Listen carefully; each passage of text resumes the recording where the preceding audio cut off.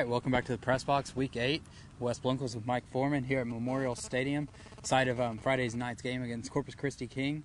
Vipers coming off a pretty good win, 36-23, down 17-0. Not very pretty, but hey, they fought back, right? Yeah, that's a good sign that they didn't quit, and they came out in the second half and won that game. And this is, again, a big game against King. They need to win if they want to go to the playoffs. Yeah, it's a tale of two halves, I guess. I don't really like that to use that kind of terminology, but O.J. Hughes, 3 fumbles in the first half, threw an interception. Then the kid bounces back and scores 4 touchdowns. Pretty impressive showing for him. It was impressive for the whole team. I mean, in the past, you wonder if that would have happened, if they would have just given up and let Highlands win and just pack it in for the season. But now their season still has hope, and like we said, they still have a chance to make the playoffs. Okay, talk about a team with hope. Refugio, now number 2 in the polls, at least one in the polls, 1 point away from being number 1 team in the state. What do you think about them right now? Well, I've been impressed by Refugio from what I've seen because they've improved as the season has gone along, and that's a good sign because you never want to be your best when the season starts. You want to be building, and then when the playoff comes, you really want to be playing your best football, and that's what's happened with Refugio. And we talked a little bit about being number 2 and possibly going undefeated with Refugio coach Jason Herring. All right, go ahead and get ready. We're going to be on the game field.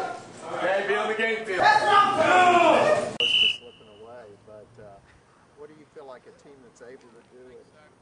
Talking with Jason Herring from Refugio, ranked number 2 this week, Coach. You talked about before how the kids here have high expectations. Kind of talk about what that means being number 2 at this point in the season. Well, honestly, Guy, I'm real glad to be a place that is respected in the state.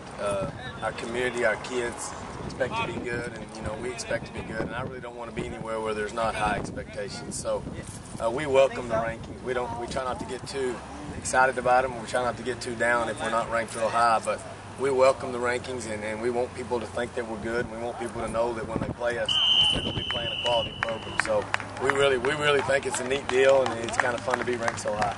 How do you approach the next 3 games as you kind of get ready to go into the playoffs? God, what we tell our kids is to take care of business each week. We don't ever want to get too high or too low or look past anyone, but I want to make sure we're extremely sharp going in. We want to execute. We want to play great defense. So we're going to treat them just like they were first round of the playoffs. We treat every Friday night as a special opportunity to show what we've worked so hard to accomplish, and we want to continue to execute great and play great defense and be a real disciplined football team. All right, Mike, those Bobcats this week, they got to have Taft coming in, won 27-14 last week over Bloomington, extended Bloomington's streak, but also Refugio kept their streak alive in a perfect, a little bit what they talked about. How do you think they keep that mindset and keep winning these games? Well, they purposely, Coach Herring said, he purposely made his non-district schedule tougher this year because he felt like last year, even though they went 10-0, they weren't prepared for playoff competition. So he went out and got some tougher opponents in non-district. And like he said, district, you have no control over. You play your schedule, and all you can do is try to get better every week, which the Bobcats are trying to do. Yeah, and one of those tough opponents in the first week of the season was St. Joseph Flyers. St. Joe last week picked up a 54-0 win. They lost that first game to Refugio, started the season 0-2, but now our 5-game winning streak looked pretty much unstoppable against SMA. I don't know if that's more what SMA had to offer, or if it's more what St. Joe did, but they had 8 offensive plays and scored 7 touchdowns in the first half. You don't see that too often. Not too often. You can't blame them. They have to play their district schedule, and obviously some of the teams in district are not very competitive.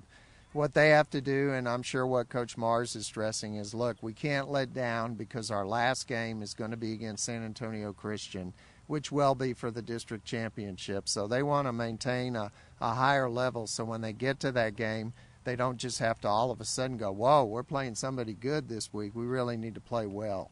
Okay, and a team that's had that, the whoa thing, was Calhoun last week. They ran into GP and got their first loss of the year. How do you think they respond? I mean, they were ranked pretty high in Class 4A, and now right. That was a little shock to their system, I'm sure, because they had the goal of going undefeated, winning the district championship outright, and that goal is certainly gone. And even the district championship may be gone because Gregory Portland looks to be in pretty good shape to run the table.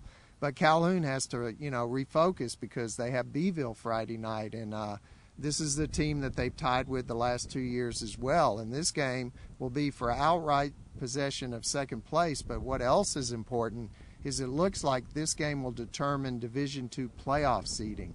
So it's very important for whoever wins this game could have an easier road in the playoffs, and that's usually very critical. Yeah, and we have 3 weeks left in the season. Goliad right now, Aaron Franklin and the boys are looking pretty good. They take on Cuero. Pretty stiff test for those kids, but what are you thinking? You're going to that game. What are you looking forward to seeing? Well, it's kind of a great story because, Goliad, it's been a while since they've been this good, and it's hard to imagine you say they're playing Cuero for the district lead, but that's what's happening. And really, Goliad's in a situation where they need to win one of their remaining 3 games to get in the playoffs. And I'm sure that's what they're thinking. And they want to have a good showing against Cuero because they want to show that this team is competitive. And like you said, they want to get better every week. And this is a good test for them to see how they match up against a strong team like Cuero. Okay, and we want to wrap this up pretty quick, but a couple things to hit upon. Hallettsville Sacred Heart, Army Strong Team of the Week, came out with an overtime win last week. Heard overtime kid dropped the ball for St. Paul. They could have snapped that skid that dates back to 1989. Well, that would have tied it and sent it to another overtime. So we really don't know what would have happened, but how about Pat Hinkey's team? Every year, it's just it never ceases to amaze me. He finds people, he takes centers, makes them quarterbacks, whatever he needs to do. And the only thing that made me wonder about that game is, yes, we knew St. Paul probably had its best team in years, but Pat also said the week before that game that he had like 5 players back from injury that he hadn't had.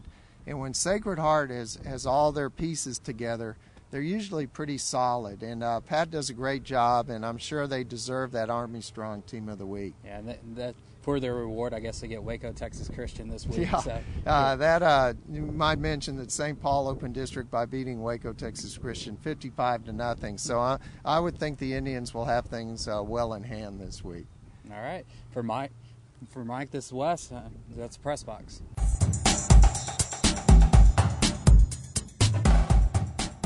Another aspect of the PRESSBOX is highlights. We're encouraging coaches and fans to send in clips. You can either do this by sending us a URL from YouTube or bringing us a physical copy. Our address here is 311 East Constitution in Victoria.